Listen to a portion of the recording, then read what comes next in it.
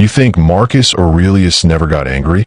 That Seneca never wanted to punch someone in the face? Let me break it to you. Even the greatest Stoics had a dark side. The difference? They didn't let it drive the chariot. They didn't pretend it wasn't there. They studied it, mastered it, controlled it like a disciplined soldier training a wild horse. And today, we'll explore how you can do the same by embracing your darkness, not letting it devour you. Before we dive deep, don't forget to like and subscribe to support our journey into Stoic wisdom.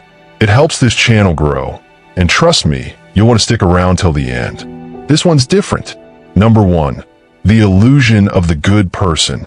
Society has trained us to believe that being good means being polite, quiet, and agreeable. But the Stoics knew that real virtue isn't about smiling through your rage. It's about knowing what that rage is and who you become if you ignore it. Suppressing your darkness doesn't make it disappear. It just makes it unpredictable. Marcus Aurelius wrote extensively about his inner struggles. He didn't write like a man at peace. He wrote like a man in battle, every day, against his ego, his impulses, his darker urges. And he didn't judge himself for having them. He simply observed and responded with reason. Your dark side isn't a flaw. It's power, raw, untamed energy, anger, desire, pride. They all serve a purpose. But like fire, they'll either cook your food or burn down your house. The Stoics didn't aim to extinguish their fire. They aimed to control the flame.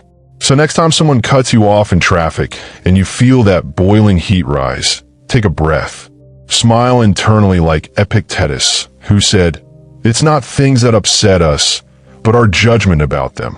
Then imagine calmly writing about it in your journal instead of becoming the main character in a road rage TikTok.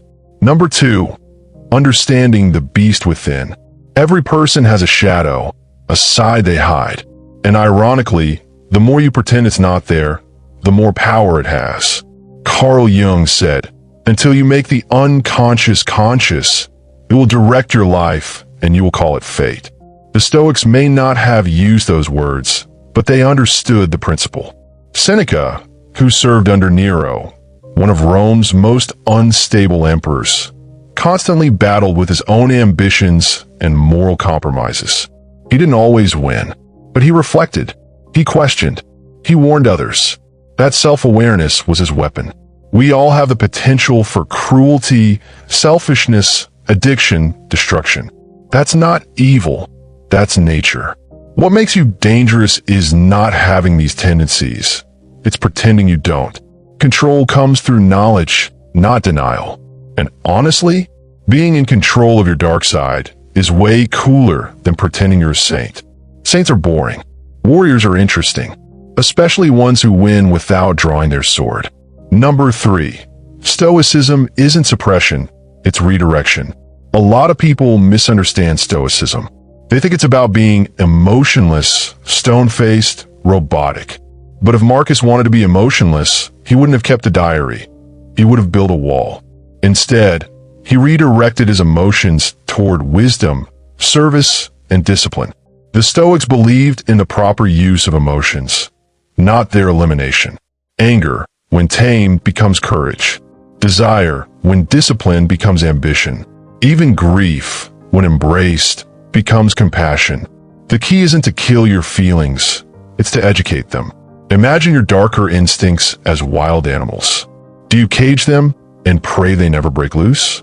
Or do you train them, learn their behavior, and build a bond? The Stoics picked the second path, and that's why they walked with quiet power. As Epictetus might say, the stronger man isn't the one who conquers the world, it's the one who conquers himself. And if that includes taming the chaos inside you, then congratulations, you're already a philosopher in training. Cape not included. Number 4, use it, don't let it use you. Let's talk practically. Your dark side is a reservoir of energy. If you're jealous, good, that means you care. Use that to push yourself forward. If you're angry, great, something trigger a boundary. Use that to clarify your values. The danger is when those emotions become you. When anger becomes your default language. when lust drives every decision, when pride blinds you to growth.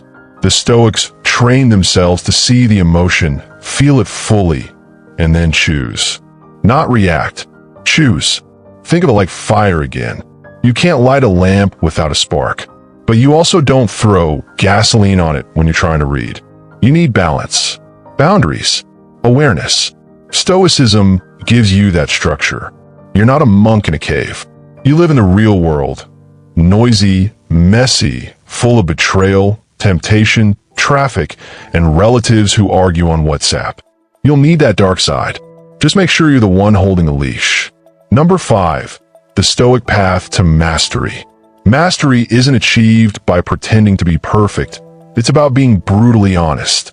The Stoics journaled, reflected, and recalibrated daily. They made mistakes, felt shame, and kept going. That's real control, not dominance. Discipline. You don't become unshakable by ignoring your fears. You become unshakable by dancing with them and realizing they're not monsters, just misunderstood messengers. Your anger, fear, and desire are trying to tell you something. The Stoic learns to listen, but never obey blindly. Philosophy isn't about wearing robes and quoting Latin. It's about waking up every day and choosing to wrestle with your inner world. Sometimes you win, sometimes you don't, but you never stop showing up. That's how greatness is built. Not in a moment, but in 1,000 internal battles no one sees. So, embrace your dark side. Shake its hand. Learn its language. But never let it steer the ship. Because you, my friend, are the captain. And thanks to the Stoics, you now have a map. Number 6. The dark side is not the enemy. The ego is. Here's a twist the Stoics would nod at. Your dark side isn't the real threat. Your ego is. The dark side gives you honest emotions. The ego distorts them. Anger itself is neutral, but the ego weaponizes it to feel superior, to dominate, to win arguments instead of wisdom. That's when the fire burns you. Marcus Aurelius constantly reminded himself that he was just a man, made of flesh and bones, and that power, praise, and pride were illusions. He didn't do this out of insecurity. He did it to protect himself from becoming a slave to his own ego. That's advanced level discipline, talking yourself off a pedestal. Your ego says you're better than them. Stoicism says you're just another person doing your duty. Your ego says they disrespected you. Retaliate. Stoicism says control yourself first, then decide. It's not weakness. It's precision. It's emotional Aikido. Learning to spot when your ego is hijacking your dark side is game-changing. Suddenly you're not reacting, you're redirecting. You're not trying to win petty battles. You're fighting the one war that matters, the one inside. And if you win that one, everything else becomes child's play. Number 7, don't suppress, sublimate. When a Stoic feels rage, he doesn't bottle it up like some medieval monk chewing guilt for breakfast. He sublimates it. He transforms it into something useful. This is one of the most underappreciated Stoic superpowers, emotional alchemy. Seneca wrote powerful letters not because he never felt tempted, but because he turned that temptation into wisdom. Marcus wrote meditations not as a public flex, but as a way to process his own chaotic thoughts. They took emotional turmoil and turned it into timeless philosophy. You can do the same. Feel envy? Don't tweet something bitter. Channel it into focus. See someone succeeding where you're not? Great. Now you have a target to rise toward. That's sublimation, turning resentment into momentum. You're an emotional blacksmith. The raw iron of your dark emotions is in your hands. The Stoic doesn't throw it away. He molds it, refines it, turns it into a sword that defends, not attacks. And yeah, maybe occasionally flexes, but tastefully. Number 8. Strength means restraint. Here's something modern culture gets backward. True strength isn't saying whatever you want, whenever you want. It's knowing you could, and choosing not to. That restraint, that's Stoic fireproofing. That's what separates self-mastery from self-destruction. Epictetus, who began life as a slave, had every reason to lash out at the world. But he didn't. Not because he lacked pain, but because he understood power. Power is the ability to pause, to resist, to look at a loaded situation and say, not yet, not like this. Your dark side wants immediate action. Revenge now. Sarcasm now. That passive-aggressive text right now. But the Stoic pauses. He lets time dilute emotion and clarify strategy. In that space between impulse and action, freedom is born. When you're able to look at someone who wronged you, smile, and walk away, that's not weakness. That's dominance. Internal dominance. The kind that doesn't need a crowd or applause. Just silence and control. Number 9. Chaos is coming. Prepare your mind.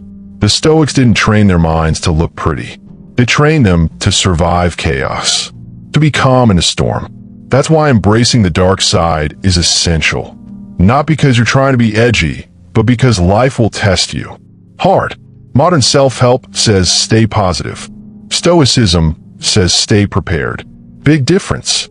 Positivity is nice until life punches you in the soul. Preparation is timeless.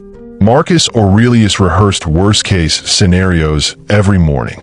He was basically the CEO of emotional disaster planning.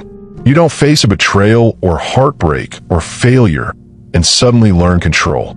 You train before the chaos. You study your anger before someone provokes it. You confront your pride before success inflates it. You don't wait until your mind is on fire to find the extinguisher. So embrace your inner chaos now. Understand it. Journal it. Laugh at it. Tame it. Because when life throws its next storm, and it will, you'll already be standing there with a calm mind, clear eyes, and an inner beast that follows your orders. Number 10. Philosophy is armor, not a mask. Let's wrap with this. Stoicism isn't about pretending to be perfect. It's not about walking around acting like nothing bothers you. That's a mask. Real philosophy is armor. It protects, but it's also heavy. It takes effort to wear. The Stoics were flawed. Seneca struggled with wealth and hypocrisy. Marcus battled exhaustion and anger. Epictetus got frustrated with students who didn't listen. But they kept practicing. That's the mark of someone serious. Not that they never fall, but that they always rise conscious. Your dark side is part of you. Don't hide it behind fake wisdom. Instead, clothe it in wisdom. Bring it under philosophical discipline. When it's tamed, it doesn't need a cage. It becomes a sword in its sheath, quiet but ready. So keep the fire. Keep the rage, the ambition, the flaws. But sharpen them with reflection. Temper them with reason. Control them like a philosopher. Because that's what the world truly needs. Not more good people, but powerful, disciplined ones. If that hits somewhere deep, make sure to like and subscribe. It really supports the journey we're building here. Drop a comment below. What's one dark trait you're learning to control instead of fear? And remember, philosophy isn't just for monks and scholars. It's for warriors of the mind. See you in the next one.